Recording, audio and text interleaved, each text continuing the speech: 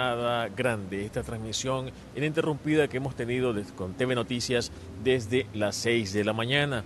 Desde esa hora que se constituyeron y dieron apertura las diferentes juntas receptoras de voto en todo nuestro país. Ha sido una jornada muy dura, una jornada donde hemos sido testigos, hemos tratado de informarles a usted cómo se ha vivido en cada punto de nuestro territorio nacional esta jornada cívica, donde los nicaragüenses hemos ido hasta las juntas receptoras de voto a depositar nuestra intención, nuestro querer, quién queremos que sean nuestros gobernantes. Hay una persona que nos acompaña y que va a dar este punto de vista de un extranjero en nuestro país, pero que tiene mucho amor para nuestra Nicaragua. Se trata de Benjamín Norton. Ben Norton, así lo conocen. Ben, bienvenido a TV Noticias, buenas noches. Gracias por acompañarnos en esta jornada electoral que tenemos Decisiones 2021. Es un gusto estar aquí, gracias por la invitación. Ven, que hablemos un poco para atrás, hablemos antes de caer al contexto electoral de hoy, para que nuestros televidentes conozcan un poco más de Benjamín Norton. Te has involucrado mucho a conocer de nuestro país. ¿Cómo te nace ese interés por conocer de Nicaragua, de nuestro contexto, de nuestra coyuntura? Bueno, soy periodista de investigación y soy parte de un colectivo, de un medio de Estados Unidos que se llama The Gray Zone. En inglés, The Gray Zone significa la zona gris. Y bueno, yo vine a Nicaragua en 2018, después al final del intento de golpe, para hacer reportaje, porque en los medios comerciales de Estados Unidos había mucha propaganda, muchas noticias falsas y quería ver qué estaba pasando realmente aquí con mis propios ojos. Y bueno, me enamoré. Creo que muchos extranjeros vienen a Nicaragua y bueno, se enamoran porque este país es tan bonito, el clima es perfecto, hay playas, la comida es rica y bueno, me interesa mucho la política de Nicaragua y creo que lamentablemente la gran mayoría del periodismo extranjero sobre Nicaragua es pura propaganda, son noticias falsas y es propaganda escrita y hecha por periodistas que viven afuera, que no están en Nicaragua, están en Costa Rica, están en Miami, están en España y creen que entienden lo que está pasando en Nicaragua, pero la realidad es que no saben. Entonces quería quedarme para entender qué está pasando realmente para hacer el periodismo mejor. Y exactamente esa es la pregunta. ¿Cuál es esa verdad que Benjamín ha encontrado de nuestra Nicaragua? Bueno, que este es un pueblo soberano, este es un pueblo orgulloso, este es un pueblo que quiere avanzar, pero no quiere injerencia extranjera.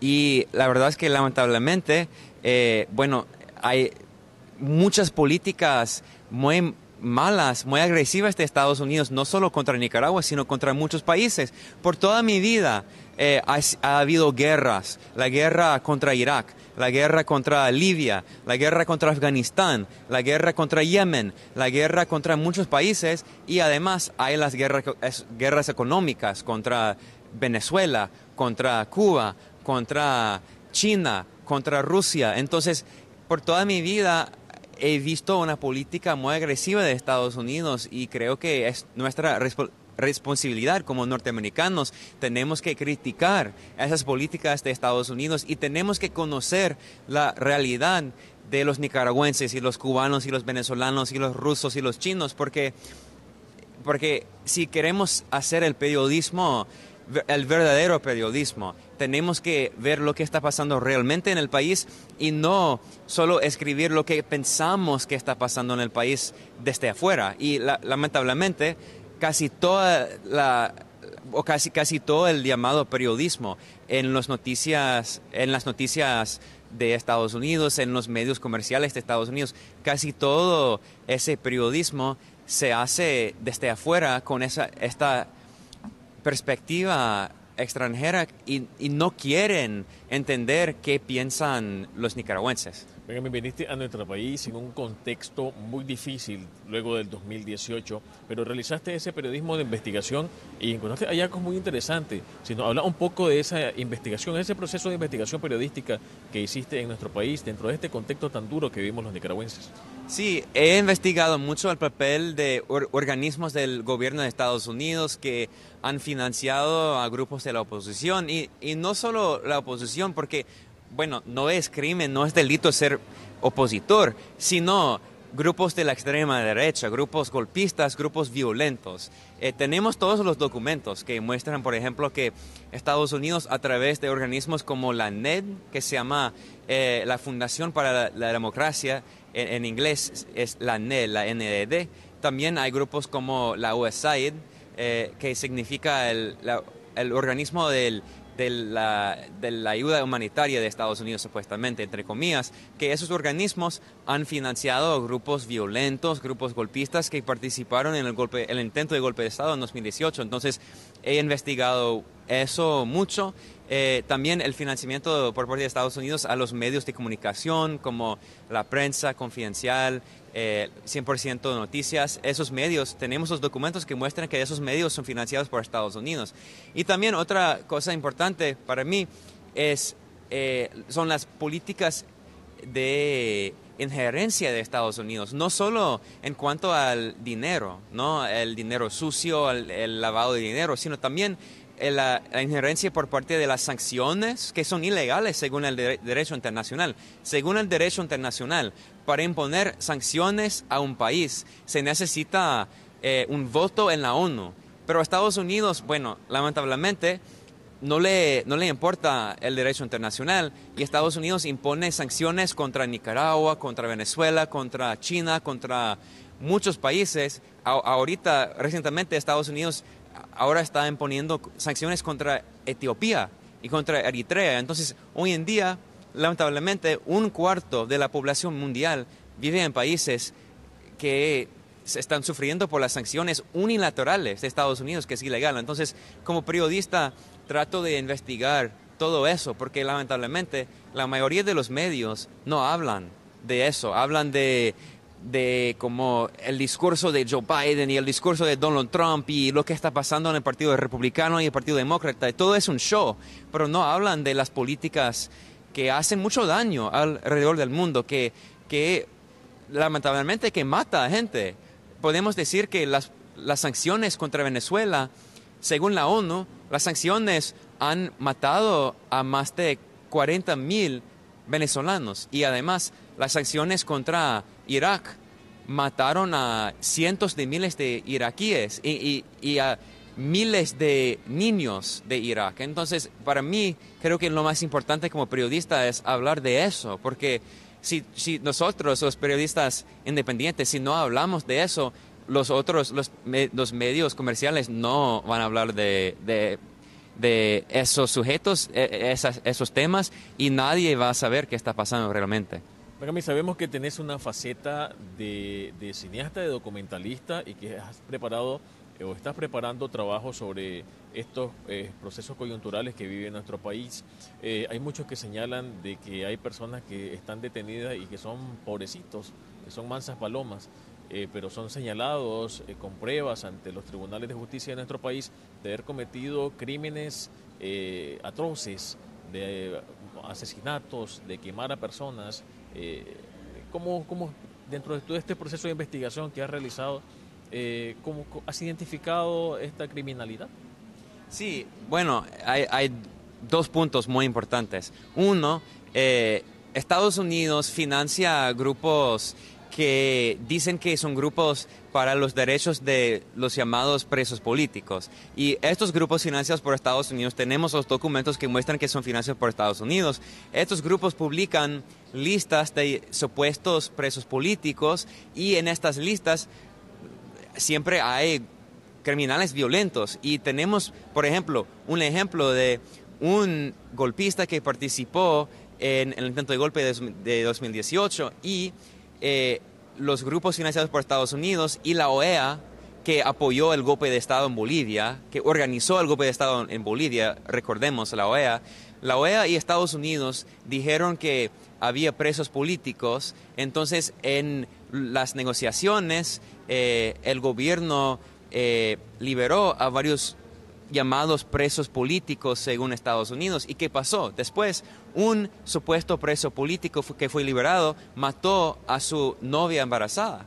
Entonces, no son presos políticos, son criminales. Y en todos los demás países del mundo, si tú matas a alguien, vas a la cárcel. Pero aquí, si matas a alguien, la oposición financiada por Estados Unidos dice, no, no es criminal, es preso político. Y al otro punto, hay los detenidos por los crímenes, por cómo financiar un golpe de Estado, por recibir dinero ilegalmente por Estados Unidos, por el lavado de dinero y todo eso. Y no son crímenes violentos, pero son crímenes. Y en todos los países del mundo es un crimen lavar dinero. En todos los países del mundo es un crimen ser agente extranjero y organizar un golpe de Estado. Y tenemos todos los documentos que muestran, por ejemplo, que varios detenidos ahorita recibieron dinero de Estados Unidos bajo la mesa a través de organismos que mencioné como la NED, como la USAID, y es probable que hay más dinero, pero tenemos documentos que muestran que recibieron ese dinero. También hay la cuestión de colaboración con la embajada, y tenemos documentos del Departamento de Estado de Estados Unidos que son documentos publicados por Wikileaks, ¿no? Wikileaks es un grupo periodístico, un medio independiente, y Wikileaks publicó documentos del Departamento de Estado que muestran que varios detenidos, que son detenidos que están presos porque violaron las leyes de la soberanía y las leyes de agentes extranjeros y todo eso. Y tenemos los documentos que muestran que esos detenidos estaban colaborando con la embajada norteamericana, tuvieron reuniones hablando de cómo podrían hacer un golpe suave contra el gobierno que fue elegido por el pueblo, cómo podrían derrocar al gobierno. Entonces, en todos los países del mundo, si tú haces algo así, vas a la cárcel. Y en Estados Unidos, bueno, traición es el peor crimen. Según el sistema judicial, es el peor crimen. Pero aquí, cuando el sistema judicial, bueno, detiene a gente que ha violado la ley, bueno, el gobierno de Estados Unidos y los medios financiados por Estados Unidos dicen que son presos políticos. Benjamín, tú que eres de Estados Unidos, ¿por qué tanta hazaña en Estados Unidos con países, sobre todo con gobiernos progresistas como el nuestro? Sí, porque Estados Unidos es el epicentro del capitalismo mundial. Wall Street, ahora Silicon Valley, con las empresas como Facebook y Twitter y Google y YouTube. Entonces, la mayoría de los bancos, la banca internacional, el Fondo Monetario, el Banco Mundial, todo tiene su sede en Washington y en Nueva York, ¿no? Y California. Estados Unidos es el centro del sistema financiero y hay 1,000 millonarios que controlan la política de Estados Unidos. Y no solo la política, sino los medios. Por ejemplo, uno de los principales periódicos de Estados Unidos que se llama The Washington Post, ¿no? Y ese periódico de Washington pertenece no a una empresa, pertenece a un hombre. Ese hombre se llama Jeff Bezos. Es el hombre más rico del mundo. Y él es el dueño de uno de los periódicos más importantes del mundo. Y es parecido con los demás medios. Entonces, la verdad es que en Estados Unidos es un sistema de capitalismo salvaje. No hay salud. La salud es completamente privatizada. Hay que pagar miles de dólares. Y de hecho, bueno, la razón más común para la bancarrota, cuando la gente sufre por bancarrota, la razón más común es por tener deuda médica, por tener cáncer y no poder pagar la deuda, porque son millones de dólares para pagar la deuda. Es increíble. Una vez tuve un accidente en mi bicicleta y fui al hospital y tenía que pagar $20,000 y no pude. Y hay muchos norteamericanos que no pueden, entonces hay mucha deuda y la deuda crece y la deuda crece. Entonces es por eso que Estados Unidos quiere derrocar a los gobiernos progresistas y los gobiernos socialistas y los gobiernos antineoliberales, porque quieren que no haya alternativas al sistema financiero que es controlado por Estados Unidos a través del Fondo Monetario, a través del Banco Mundial. Y otra cosa, En Estados Unidos hablamos de una idea de la amenaza de un buen ejemplo. Aquí en Nicaragua es evidencia que un país chiquito con pocos recursos puede mantener un sistema de salud y el sistema es completamente público. La salud es gratuita y la educación es gratuita. Mientras Estados Unidos, un país con muchos recursos, no tiene salud gratuita, no tiene educación gratuita. Entonces Nicaragua y Venezuela y Cuba y China y muchos países son amenazas de un buen ejemplo. Es decir, que muestran que sí, una alternativa al sistema neoliberal es posible y Estados Unidos no quiere que haya alternativas. Los ataques son constantes, son permanentes, son sistemáticos.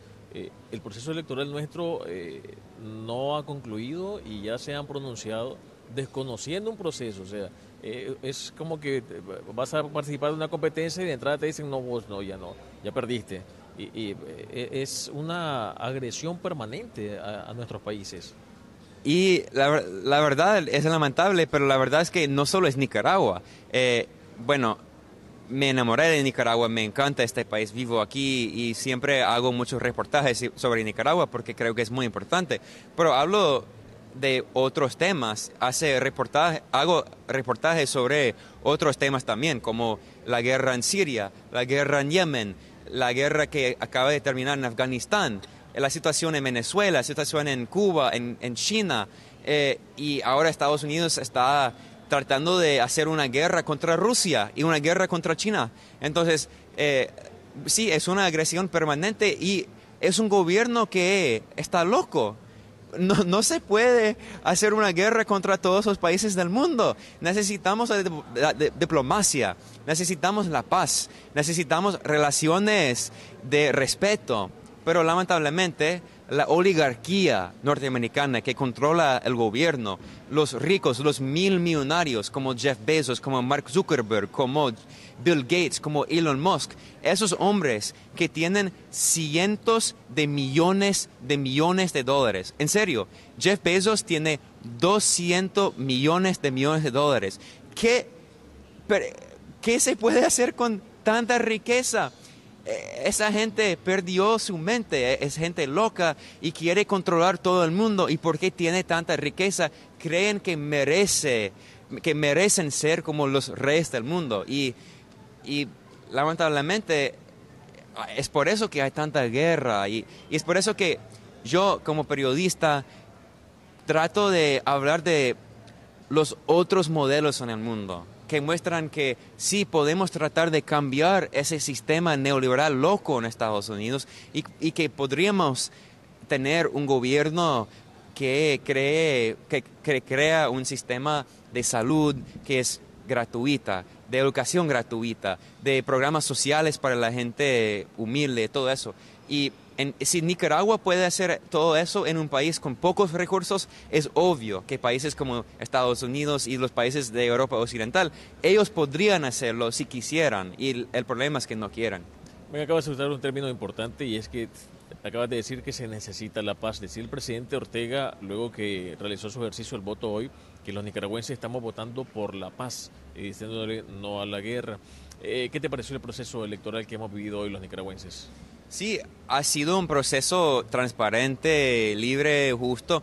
La verdad es que he sido acompañante, observador internacional en otros países en Latinoamérica. Por ejemplo, en febrero yo fui observador internacional en la elección en Ecuador y en el año pasado fui observador internacional en la elección en Bolivia. Y la verdad es que mi experiencia en Bolivia y en Ecuador y aquí es muy parecida. O sea, Estados Unidos no dice que la elección en Ecuador fue una pantomima electoral, pero en mi experiencia la elección en Ecuador y la elección aquí son iguales. Y había un proceso completamente transparente. Yo fui a Chinandega y fui a 4 centros de votación y entrevisté a varios votantes, hablé con varios votantes y dijeron que no hubo problemas. No había filas, que es importante, porque en mi experiencia en otros países, en particular en Estados Unidos, siempre hay filas muy largas durante horas. Entonces, es bueno en un centro de votación había filas de 5 personas. Entonces, quizás vos tenés que esperar 10 minutos para votar, pero para mí esa no es una fila. Entonces, sí creo que ha sido un proceso normal, como todas las demás elecciones que he visto. ¿Cómo viste la participación de los jóvenes dentro de este proceso? Bueno, en mi experiencia cuando yo fui a los 4 centros de votación, sí, había jóvenes, había gente adulta, gente mayor, había mujeres, había hombres, había una mezcla. Vamos a ver los resultados, pero parece que hay una mezcla de todos los sectores de la sociedad. Y eso es importante porque en las elecciones, bueno, las elecciones deben reflejar a la población. Y si hay jóvenes, y si hay ancianos, y si hay todos, bueno, eso refleja el hecho de que es una elección transparente que refleja la voluntad del pueblo. ¿Te parece que independientemente de los resultados, aquí lo que ganó fue la democracia, el permitiendo a los nicaragüenses de participar de un acto democrático, de elegir a nuestras autoridades, nosotros, en una elección soberana? Sí, parece que sí. Y creo que lo más importante es que no hubo violencia, no hubo problemas con todo eso. Lo de 2018 es del pasado y no van a volver a hacerlo. Eso es muy importante porque yo sé que tenía amigos que no sabían qué iba a pasar y tenían un poco de miedo, pero lo bueno es que todo fue súper pacífico, sin problemas, sin grupos extremistas y bueno, los ciudadanos participaron en las elecciones soberanas y mostraron al mundo que los nicaragüenses son los que votaron por su gobierno y no países extranjeros. Bueno, muchas gracias, Ben, por habernos acompañado, por este punto de vista que nos has compartido a los televidentes de Canal 2 y TV Noticias. A ver cuáles son los resultados después de este proceso, pero sin duda alguna los ganadores acá fuimos los nicaragüenses de participar de un proceso democrático que nos permitió a nosotros ir a la Junta Receptora de Voto y depositar nuestro voto y elegir de esta manera a nuestras autoridades con un proceso electoral cívico. Vamos a seguir con más noticias en otro punto con nuestro compañero Jordi Sequeira. Bueno, y más adelante nos enlazaremos con Jordi Sequeira. Mientras tanto, Héctor, gracias por esa información, pero ahora nos trasladamos... Vamos al norte de nuestro país con Helen Solís, el reporte de Helen.